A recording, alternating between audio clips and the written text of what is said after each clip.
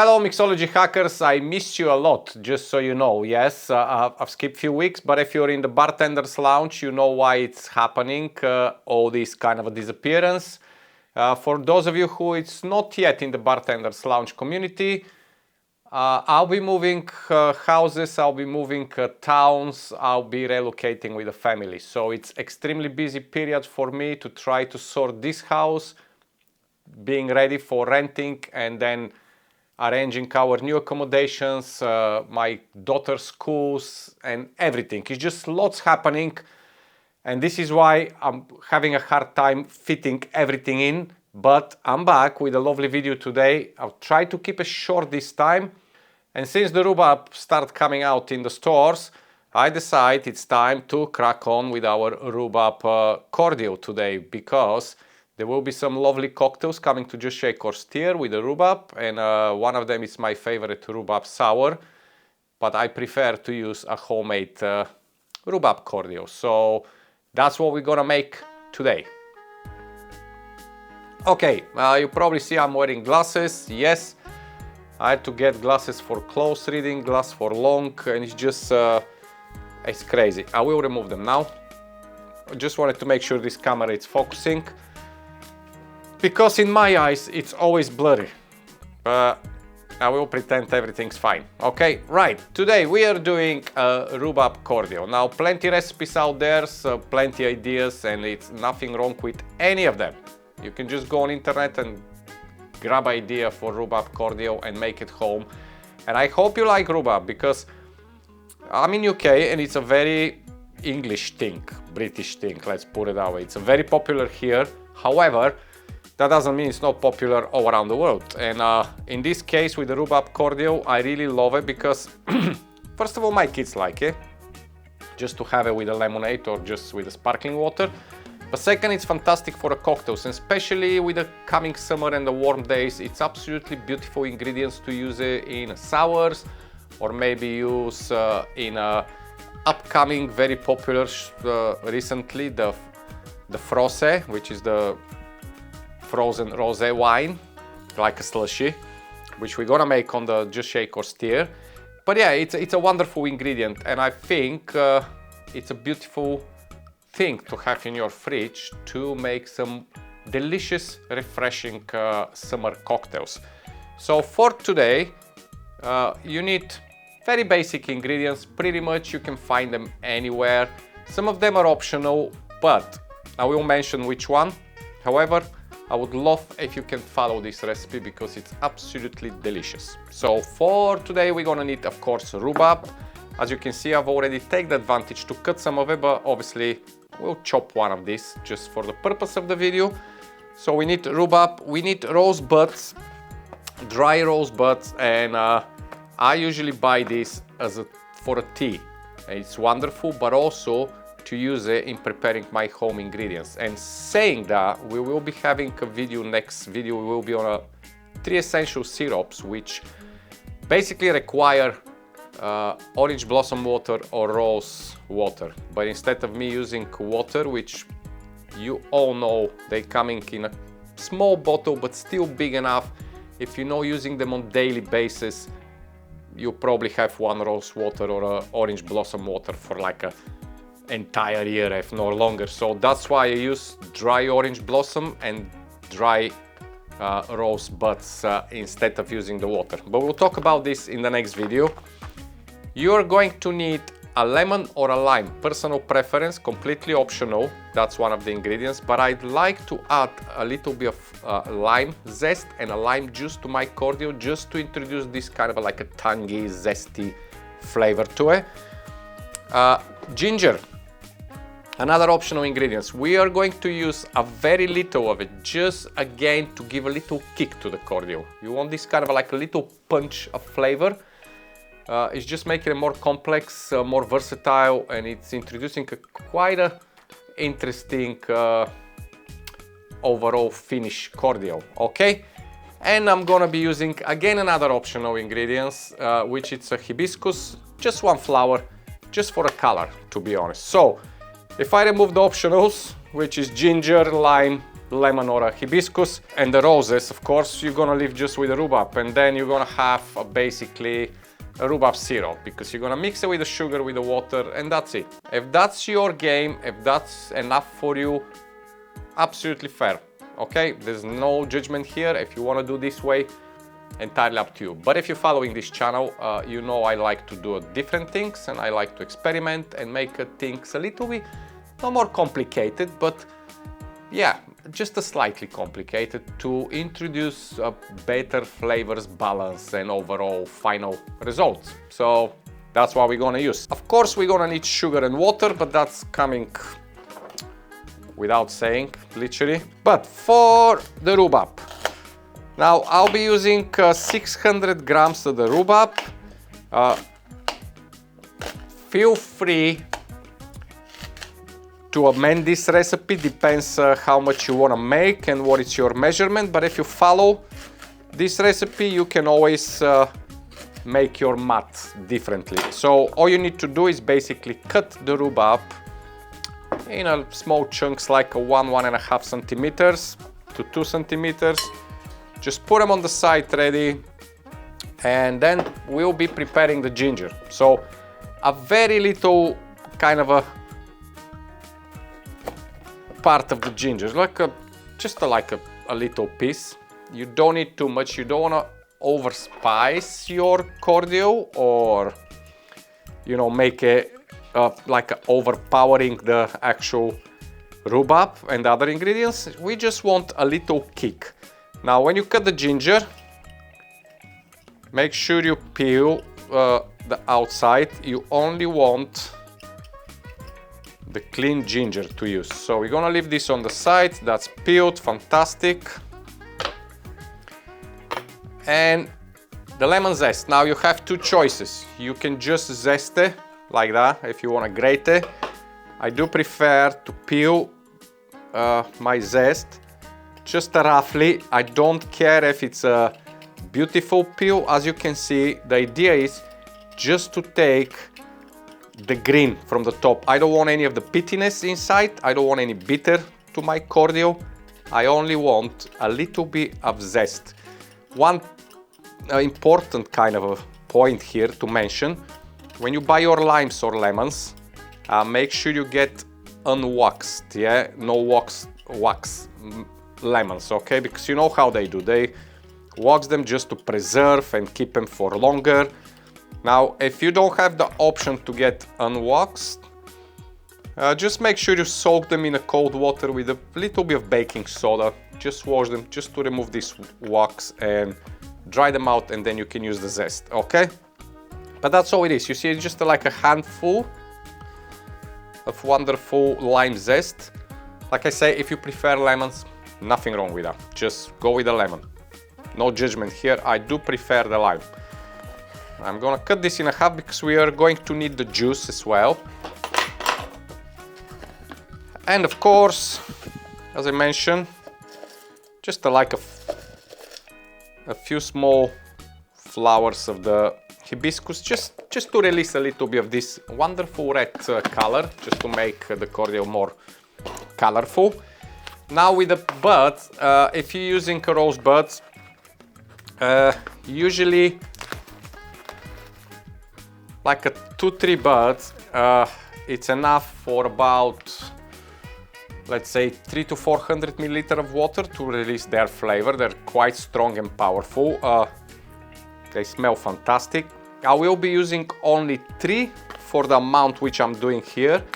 But if you're fancy to have more of this kind of a flowery flavor to your rhubarb cordial and have this more kind of a dominant aromas of the rose, again, you can add up to 6 rose buds. I think 3, it's absolutely fine. In my recipe, I like it like that. So yeah, get yourself some, because they're wonderful, you know what I mean? Just, even if you want just to make a rosebud syrup, or you want to drink them as a tea, or you maybe want to infuse some vodka or some gin, there's a lot of opportunity to use them, okay? Fabulous. So we're gonna put everything inside. So we get the rhubarb, 600 grams as I mentioned. which it means our sugar content and sugar level, it will be half of the fruit. So 600 grams of the fruit, 300 grams of the white castor sugar. Again, if you have any preference on different sugar, use it. The reason I'm not using, let's say, Demerara or anything else is because it's gonna change the overall color, and I want this cordial to be kind of a nice, crispy, pinky, you know, just being a lovely, good color for my cocktails. So I'll mix this wonderfully. Lime juice, so the lime which you use or the lemon, the zesting, just the juice from the lemon or the lime. That's all you need to do. There's no particular measurements here, just squeeze it. Basically use everything what you can, so we keep it sustainable, as we usually do on this channel, okay? Right, that's ready. Ginger, I'll suggest do not chop it, but grate it, like a fine grated ginger, which is gonna help to introduce most of the flavor from the ginger and incorporate lovely with everything else. Like if you can't grate it the whole thing, it's just at least some of it. There we go. It's all inside, as much we can put. Fabulous.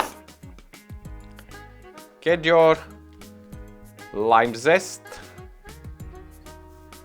and leave the hibiscus and the roses for then, because they need literally 3-4 minutes. So this needs around 15 to 20 minutes cooking time.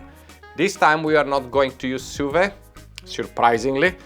However, if you're fancy of the Suve, if you want to ignore any water and you want more concentrate, tincture of the rhubarb and the whole ingredients, and you want more concentrate syrup, you can do this as I've done it.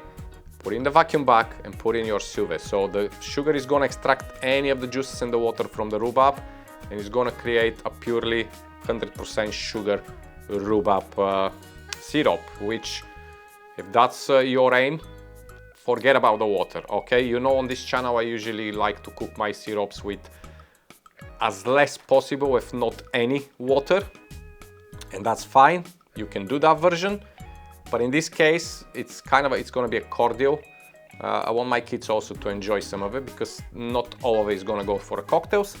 So I will be using water. So we have 600 grams of the rhubarb, 300 grams of the sugar, so this make around 900 grams. With the rest of the ingredients, 920 grams, something like that. So I'll be going with a half a liter of water. That's all it is, like roughly. So we're just gonna cover everything. Fabulous.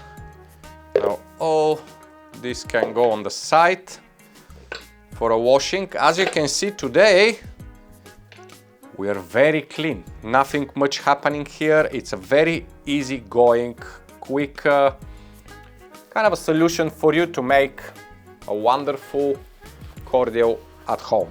And as I mentioned before, you can increase or decrease the level and the volume. Shelf life, I'll say a couple of weeks, 2-3 weeks maybe. Also, it's very depends of your fridge again, and because we're using water here, not like I do with most of the syrups without water and just being on Suve on a water bath, of course the shelf life is going to be shorter. When you're using just purely sugar, no water, you're probably going to be able to keep this for at least over a month and a half. But because we're having the water, of course this won't be the case here. It will be a shorter shelf life, but the amount we're making should be more than enough for you to consume in 2 weeks. So it's absolutely fine. Now I need to switch on this. Let's go on temperature. So once it's here on the stove, give it a little blast to start boiling, and soon it starts boiling, lower down the temperature and simmer for 15 to 20 minutes. Make sure it's close, so you don't want to kind of keep the close environment, everything cooking nicely inside. Around 5 minutes, 3 to 5 minutes before you stop cooking, Make sure you put your rose and the rose hip inside the rose buds as well, just so they can release the flavor. And then when it's ready, you'll be put on the side to rest for a little bit before it's strained and bottled. So I'll be shortly back when the cooking process is done. Okay, my lovely mixology hackers, I'm pretty much 5 minutes away from cooking, so I decided to do it for 15 minutes because this rhubarb was pretty much very nice, ready to be cooked. At this point, I'm just gonna drop the hibiscus and the rosebuds inside, just so they can cook for the last 5 minutes. And also, why I'm doing this, just a quick to mention before I go to final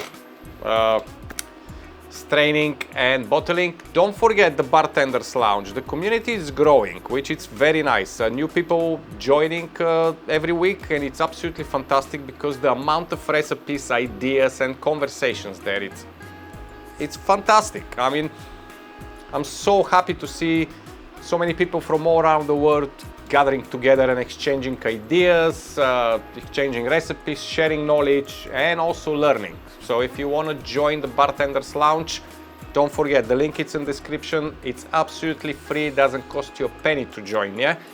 Thanks to my Patreons, who you can see just here on the side. These guys decide to join the Patreon and contribute a little bit forward to the community. So basically, because of them, I'm able to keep this community free. So if you want to join the community and you want to join the Patreon and keep the community free, it will be absolutely amazing. Whatever you decide, it will be so nice to see you, because here on YouTube I share the recipes and obviously you can comment and I can reply, but that's it. That's where the conversation finishes, and we don't have any communication between us. When in the community, we can chat to each other, we can post recipes, we can exchange ideas.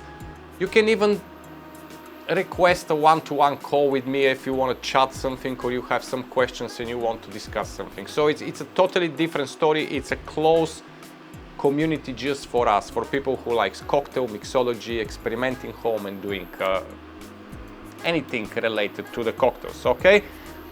So we are 3 minutes away. I'll see you, very shortly with the final results. Thanks. Okay, mixology hackers, we're pretty much done. It'll be a few seconds before I stop this. All it's neat now, it's left to do, it's basically, soon this is done, we're gonna strain it through just a fine sieve. Now, if you're, there you go, it's done. I will shut this down because it's quite noisy. I think I'm shouting over it. I hope I'm not, but hey.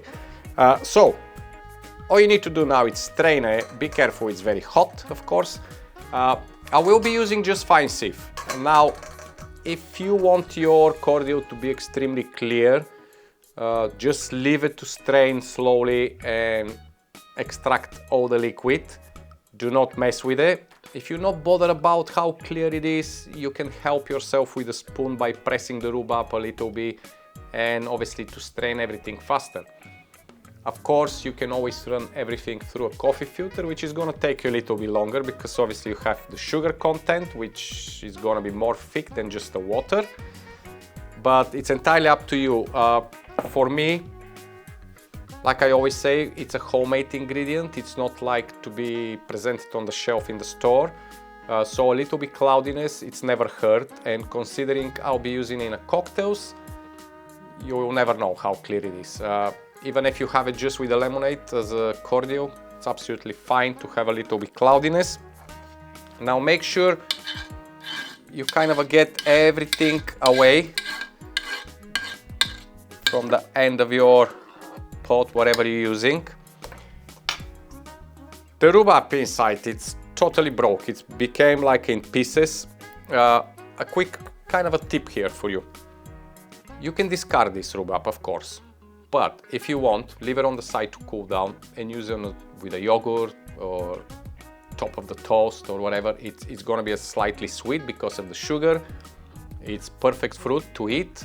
So sustainable serving, you know, I always support this. and I'll probably do that. I'll leave it to cool down. I'll put it in the fridge and just enjoy it with my protein yogurts in the morning for the next few days. So you don't really need to throw pretty much anything apart from the rosebuds and the hibiscus. If you're not fancy eating them, they're edible, so yeah. But yeah, strain it. I will be using a metal pot at the moment just because it's kind of too hot and I want to give it a little chance first to cool down. Right, there we go. That's pretty much good. It will strain fairly quickly because even the rhubarb is broken and it's kind of like in a pieces. It's not that thick as other fruits, so it's gonna let the liquid go through it pretty quickly. Yes, and let me just close down the site. We'll wash later on. I gotta go and pick up my kids from school shortly, so yeah. Now let me just show you. That's what you're gonna get pretty much. You see, it's basically look very unpleasant because it's lose the color and everything, of course. So all I'm going to do is gently press. I don't think it's dripping much, but there you go. And now just to show you, because of first of all, the rhubarb, it have this wonderful naturally pink color. Depends of the rhubarb you're using. It could be more darker, could be more lighter, but it will introduce some color, of course, because that's it. The rhubarb have this pink color. However, we put some rose buds, rose petals, and we put hibiscus, which also is gonna contribute to the color. Okay, so what I'm gonna do is transfer now so you can see actually the color of your cordial. Look at that, beautiful.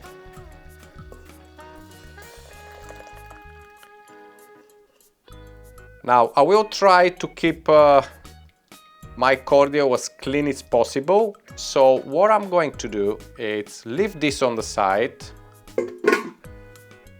for another probably half an hour, as long as it takes. It needs to cool down before I bottle it anyway.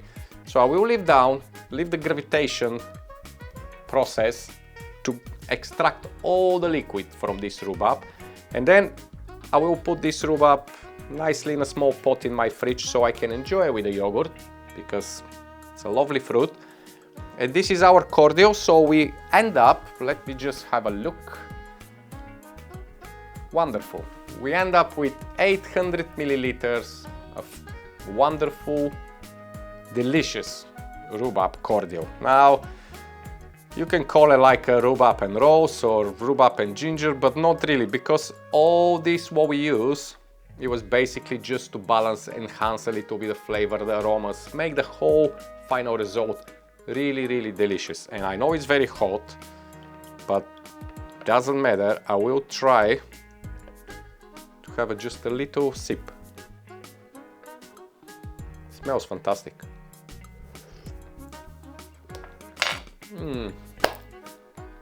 Oh boy, I love that. It's tangy, it's zesty, it's flowery. Ooh, it's a beautiful thing. So make sure you check, just shake or stir, because there will be coming a few lovely cocktails with this rhubarb cordial. And of course, you know how I like to kind of match both channels. So whatever we're doing here, I show how to use it on Just Shake or Stir. So this is it from me, guys, for this week. I hope you enjoy it. I hope you go and make some lovely rhubarb cordial, because it's a beautiful weather. I don't know how it's where you live, but here in UK it's gone absolutely crazy for the past 3 weeks. It's been 20-24 degrees every day. I'm feeling like I live in Spain, which I don't complain, don't get me wrong, it's absolutely beautiful. However, don't forget, like I say, I'm moving to a new location. I will review everything slowly down the line, but it will be a little bit hectic, because obviously I need to pack all this house and move to another house in a totally brand new city, start new job.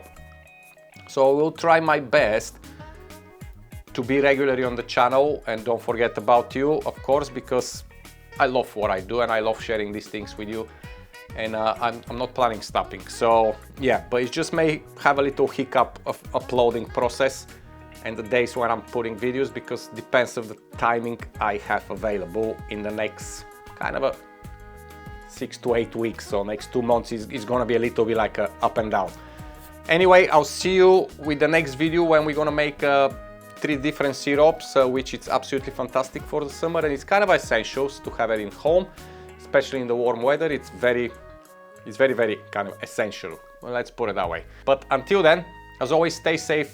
Go make some mess in the kitchen, do some mixology hacks, and yeah, I love you and I leave you. Bye bye.